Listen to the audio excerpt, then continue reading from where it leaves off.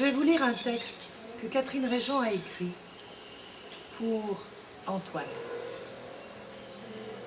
Le procès des frères connus. Un titre qui, au fil des ans, alimente toujours la presse écrite et télévisée en Nouvelle-Calédonie. Un titre que ni les alizés ni les cyclones n'ont déraciné. Un titre qui, à force de s'imposer, interroge nos consciences. Le procès des frères connus vogue aujourd'hui au-delà des mers, à bord de la grande pirogue. Le procès des frères connus, ici, chacun d'entre nous le situe. C'est le meurtre de la japonaise. Un lieu, un cadre idyllique, l'île des Pins, avec sa figure de proue, le rocher de Kanumera. Une victime, une jeune touriste japonaise. Un coupable, des coupables, on n'en sait trop rien. Un mobile, il n'y en a pas. Les aveux, ils sont inexistants. Des preuves matérielles, il n'y en a toujours pas. Et pourtant, la justice en Nouvelle-Calédonie a déclaré Antoine Connu coupable du meurtre de Mika Kusama. Pour ceux qui, par curiosité intellectuelle ou par intérêt ou par nécessité, ont assisté au procès, une première certitude s'impose, celle du doute. Le doute est là, persistant et dérangeant. Et en droit français, le doute doit bénéficier à l'accusé. La justice en Nouvelle-Calédonie a fait fi de ce principe juridique élémentaire. La seconde certitude, acquise au cours du procès et reconnue unanimement par toutes les parties, est que l'instruction a été indigne, bâclée.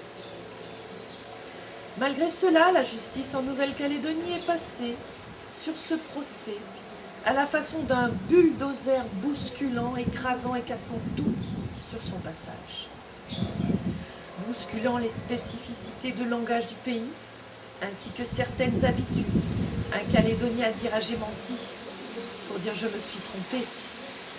Il n'a pas la même notion de l'heure qu'un Européen, il se réfère au soleil et non à une montre. Écrasant les témoins de sa mort et de son mépris, les liens familiaux des Calédoniens sont complexes et ne correspondent pas à la norme française.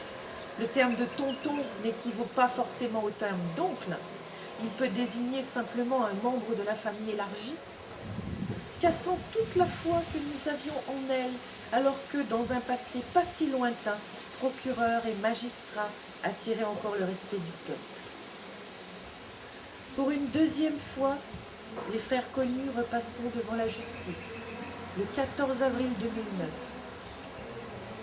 et nous éprouvons une certaine crainte, celle d'être les spectateurs d'une erreur judiciaire, qui se déroulerait sous nos yeux, sous nos cieux.